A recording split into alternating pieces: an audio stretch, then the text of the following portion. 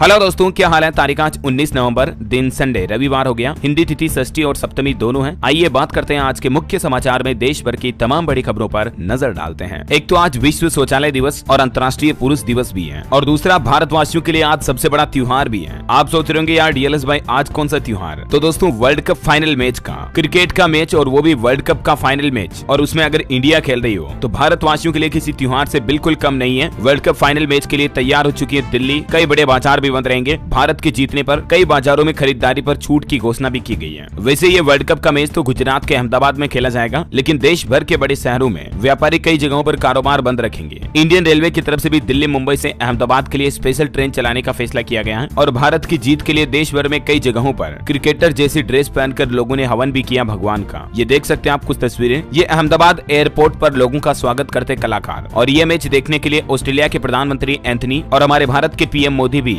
Narendra Modi stadium में आ रहे हैं अहमदाबाद। साथ ही गृह मंत्री अमित शाह भी ये मैच देखने के लिए जा रहे हैं। और वर्ल्ड कप फाइनल से पहले रोहित शर्मा बोले कि जैसे हमने पूरा टूर्नामेंट खेला, फाइनल मैच भी वैसे ही खेलेंगे। कप्तान ने कहा कि प्लेइंग 11 पर फैसला टॉस के समय पिच के हिसाब से करेंगे। रोहित ने कहा कि कोच द्रविड़ का किरदार अहम रहेगा, उनके लिए कुछ करने का समय आ चुका है। और वर्ल्ड कप फाइनल के साथ ही एविएशन इंडस्ट्री को भी जबरदस्त बूस्ट मिला। अहमदाबाद जाने वाली सारी फ्लाइट की टिकट बिक चुकी है। अच्छा, वो भी किस रेट पर, जब अहमदाबाद की फ्लाइट टिकट के लिए हवाई कंपनियों ने किराया 6 गुना तक बढ़ा दिया। 30-35 हजार रुपए टिकट पर भी सारी टिकट बिक गई। और वहाँ के होटलों में भी रूम का किराया 2-2 लाख 3-3 लाख रुपए कर दिया वहाँ के होटल वालों ने, क्योंकि भारी पब्लिक आने वाली है तो मौके का फायदा उठा रहे हैं लोग बाग, सब कमा रहे हैं। बड़ी बड़ी कंपनियां भी पीछे नहीं है। अहमदाबाद में तो आज मानो वीआईपी का मेला लगेगा। 100 से ज्यादा तो वीआईपी विमान जेट उतरेंगे। देश दुनिया के कई बड़े दिग्गज मेहमान नेता वगैरह आ रहे हैं। ये कुछ वीआईपी गेस्ट की लिस्ट आप देख सकते हैं। असम, मेघालय समेत 8 राज्यों के मुख्यमंत्री भी इस मैच को देखने के लिए आएंगे। बॉलीवुड के कई अभिनेता भी ये मैच देखने के लिए आ रहे हैं। सदगुरु ने भी कहा कि वो भी अहमदाबाद फाइनल मैच देखने के लिए आएंगे और टीम इंडिया का उत्साहवर्धन करेंगे। और इस बार नरेंद्र मोदी स्टेडियम में पार्किंग की तो नो टेंशन कर दी गई है। स्टेडियम के चारों ओर 14 पार्किंग प्लॉट्स तैयार किए गए, जिसमें 15,000 टू व्हीलर और 4,500 से भी ज्यादा कारें पार्क हो सकती हैं। गूगल ने भी देखिए दोस्तों वर्ल्ड कप फाइनल के लिए डूडल लगाया अपना, ये देख सकते हैं आप तस्वीर में। और इस बार पहली बार आईसीसी क्रिकेट विश्व कप फाइनल मैच से पहले भारतीय वायुसेना एयर शो भी करेगी। तो दोस्तों रोहित शर्मा भी वर्ल्ड कप फाइनल में कीर्तिमान रचने के करीब हैं। बस मात्र 29 रन और बनाते ही वे वर्ल्ड कप के एक सीजन में सबसे ज्यादा रन बनाने वाले दुनिया के पहले कप्तान भी बन जाएंगे। और अभी कई सारे हमारे ज्योतिषियों का भी यह कहना है कि इस विश्व कप में भारत शानदार प्रदर्शन कर रहा है और फाइनल मैच में भी भारत को ही जीत मिलनी चाहिए, है ना। तो दोस्तों वर्ल्ड कप फाइनल मैच की तैयारियां जोरों शोरों पर हो गई हैं और लोगों का एक्साइटमेंट भी काफी हाई लेवल पर है। बस इंतजार है तो भारत की जीत का।